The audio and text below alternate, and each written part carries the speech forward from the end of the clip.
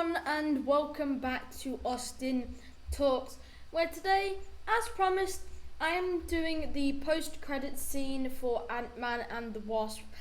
I may start doing this from now on, so I'll do a video on the movie and then a video on the post-credit scene.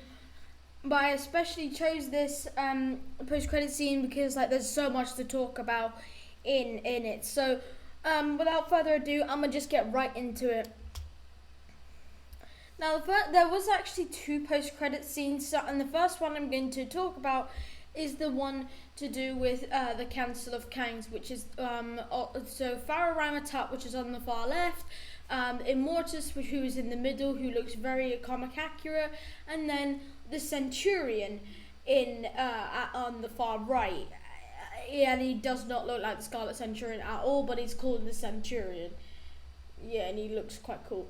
So this scene I actually didn't think would be in the movie. I actually would have said that they would have not shown anything for Kang just yet, but I was very wrong, and it just made me more excited for the movie. So let's go break it down. Now, we are revealed to the Council of Kangs, led by Immortus, Ramatat, and the Centurion. And his name in the MCU is the Centurion, so yeah. Their meeting was due to the expectation of Kang the Conqueror's death. Now, this actually, I actually recently learnt this, that was Kang the Conqueror. Kang is, there's only Kang, so the statue we see at the end of, and the statue we see at the end of the post-credit scene of Loki, that is actually Kang, not Kang the Conqueror, Kang, just K-A-N-G, no, the Conqueror. Very confusing. Now, they seem to all hate each other, but they work together to gain power over the multiverse. Immortus tells the Centurion that he invited the variants, and when the Centurion asks how many, Immortus says all of them. Because this is the Council of Kangs. We are revealed to a arena full of Kangs, and there's actually a few familiar faces that we actually see. Now, the whole scene is to foreshadow the Avengers, the Kang Dynasty, and it is doing it quite well. And if we see all of these variants, I'd love to see the power that a Centurion possesses. I want to see Immortus be blasted and green crap around them, and then Ramatat just stabbing people with his staff. We actually saw Ramatat in Moon Knight episode 3, I think, on the back of someone's shirt. So yeah, he was teased, and it was actually confirmed it was him. Immortus, I actually thought Immortus was slightly changed to He Who Remains, but here we are. And then the Centurion has obviously been changed a bit as well, because it's not the Scarlet Centurion, and I think there's a different red figure, which I'll get onto in a little bit. Now, the Council of Kangs. This is just eating all of us alive, because the shot is just a mirroring image of the famous comic Council of Kangs image, which is quite well. We obviously, in this image, we see about probably over 1 million Kangs. So we see this one on the far one celebrating, then we have one that's Lizard just right below him. And yeah, also if you look closely, there are actually a few familiar faces from the comics. So if you put this close to the actual what's it called, the flippin' thingy, because there is an orange and green version of Kang.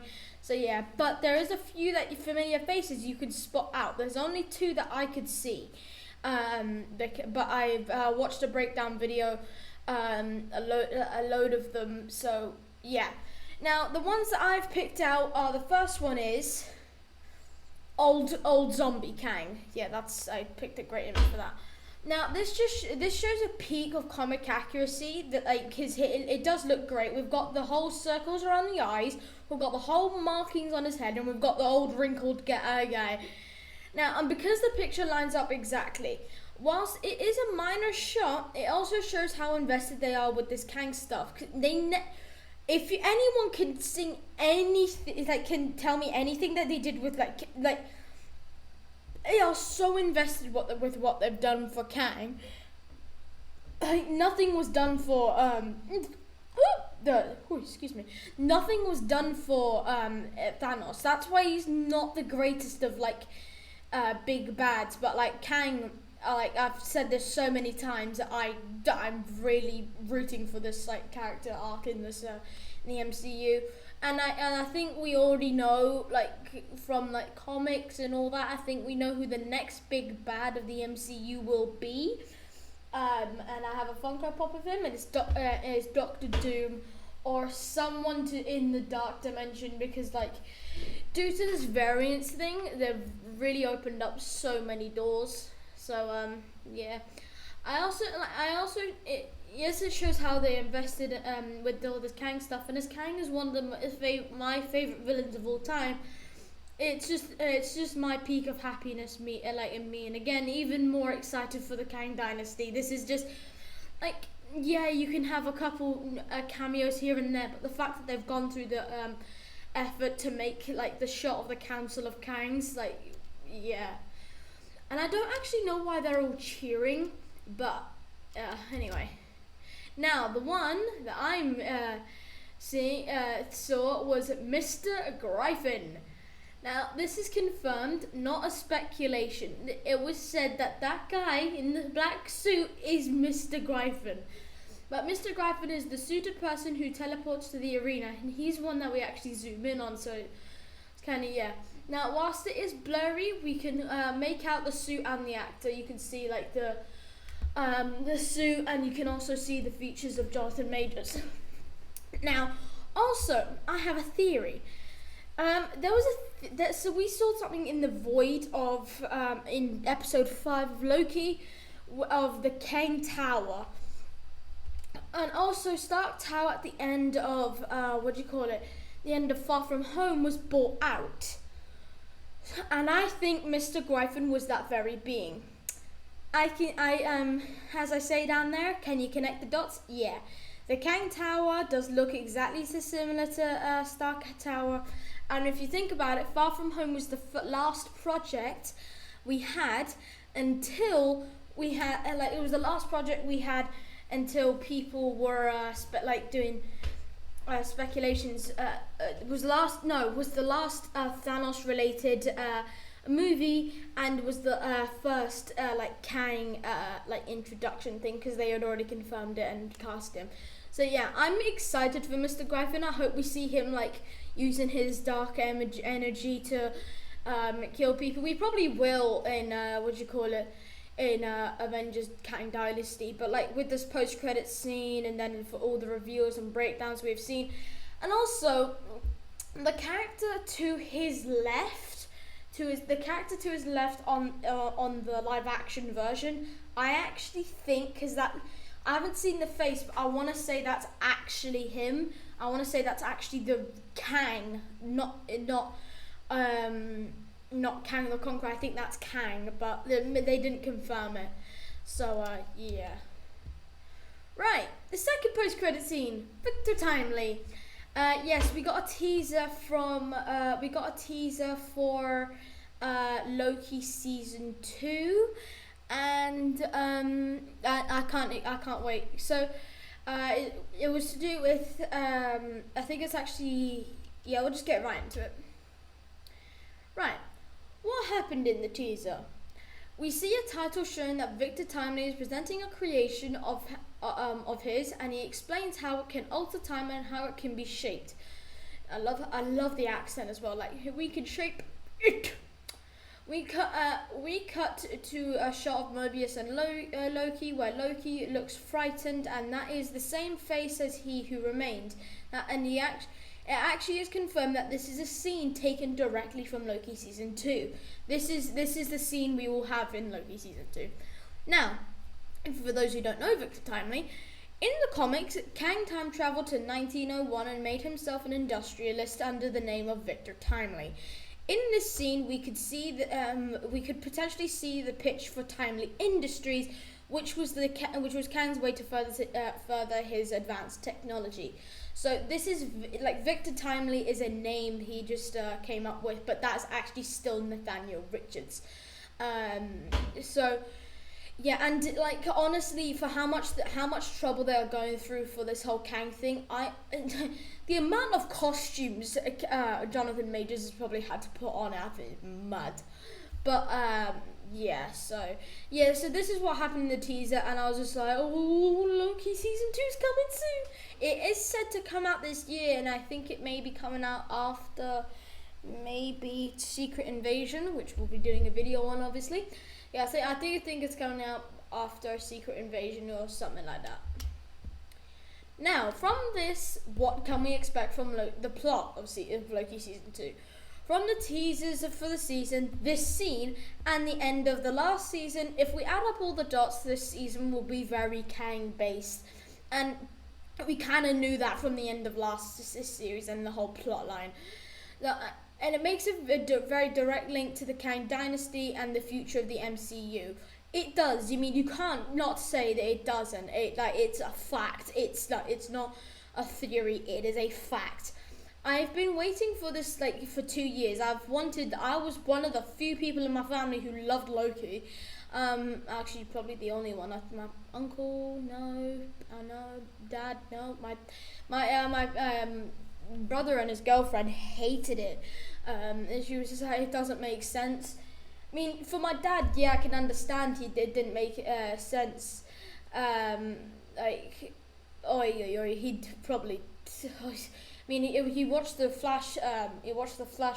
Show recently, and he was just like, "Yeah, no." He watched the Flash show and the trailer for the new Flash movie. That was a hard thing to explain. Now, Loki is so underrated. So this season is their time to shoot for the stars and get Marvel back on the quality railroad. If you master this series, you'll be good for the rest of the phase 5 and 6. We are in phase 5 actually. Now, what are the links to Avengers: The Kang Dynasty? The death and post-credit scene are both things that will link to the Kang Dynasty, obviously, because who honestly thinks Kang is dead? Well, I say this, but if we look at it properly, I think that Kang actually may be dead. The Kang at the end of Loki is the one we'll see. I mean, Kang is a man of many secrets, and for someone who spent years in the quantum realm trying to master the power core, what happened to my voice? I'm sure he knew what could have happened, and I don't see him being dead. And the post-credit scene only opens the door fully, opens the doors fully open, and there is no sign that there will be a closing anytime soon. This Kang railroad seems to be going on. It will probably end at Secret Wars. They'll have so many teasers because this movie is probably one of the hype movies of the century. So yeah. Now, I hate this topic. Jonathan Majors news. Now, for the past few weeks, first week or two, there have been assumptions about Jonathan Majors, and many questions are about what will happen to Kang if this falls through. It is still early days, and I feel just to leave it at the moment, but I do also want people to know that I know about the accusations against Majors, unfortunately. I also, for how long they have come with Kang and Jonathan Majors, I'm not sure what they'll do. Make an easy decision unless if everything accidentally comes out true. I still think that it's as early days, and I'm praying that the evidence of his innocence overrules. So yeah, that's just me. I do want people to know I am on top of it, and if someone asks what will happen if this happens, I honestly don't know, because I'm trying to hope it's not happening. He is a really nice guy. Now, fan theories. Right, when I was watching, when I did my fan theories for and the Wasp Quantumania, I didn't realize they were all to do with the post-credit scene, so I actually just decided to use them in here. In the ending scene, when we see multiple versions of Kang, I think it is clear that this will be leading into the next Avengers movie, the Kang Dynasty, obviously. But this also sets up another potential multiverse. Multiverse of Madness introduced us to incursions. I think I know where this is going, and that will play a huge part in the upcoming project called Avengers Incursions. Do you agree with me? Right, yes, there has been many teasers for this. Like they were saying something about like a potential movie in between, and like obviously for the amount of Kangs out there, I would imagine that's a lot of incursions. Now, it has been confirmed that Kang we saw in the movie is not the main one. The Kang we see in the movie was not the one we had to be worried about. The ending to Loki season 1 is the Kang we need to be worried about. Yeah, whilst Victor Timely plays some dangerous roles, Kang Prime is coming. Yep, all of these have merit. Right, subtly, when we are cut to the shot of the Council of Kangs, there is a lone red covered variant of Kang, and it's theorized that that version is actually Iron Lad because of how clueless he is. Yeah, I do remember seeing a red figure, and it like they didn't say who it was, and he was looking around like, where the flip flop am I? Yeah, I do remember that. I did watch the movie again, so I had to. I saw the post credit scene like 5 times. I just kept on pressing reverse. I like this post credit scene. It's the best one we've had in the MCU, hands down. Iron Lad would explain a lot of this movie's plot and twist because, after all, it was a washy movie. Thoughts, Austin? Yeah, I want it to be true, but I mean, if they've confirmed Mr. Gryphon, yeah, there's a chance it's Iron Lad, but he did come. He was teleporting. He was like, what the hell? So yeah, could be him. It may not be him. Right, everyone, that'll be the end of today's video. Obviously, this is probably the same amount of time I would spend on a predictions video, so you know how important it was to me. So, yeah, everyone, I hope you all have a great day, and on Wednesday, I will have a Mandalorian Season 3 review for you, and I'll be streaming on Twitch again, so you go and check that out. Other than that, everyone, I hope you all have a great day, and I'll see you all in the next one. Bye!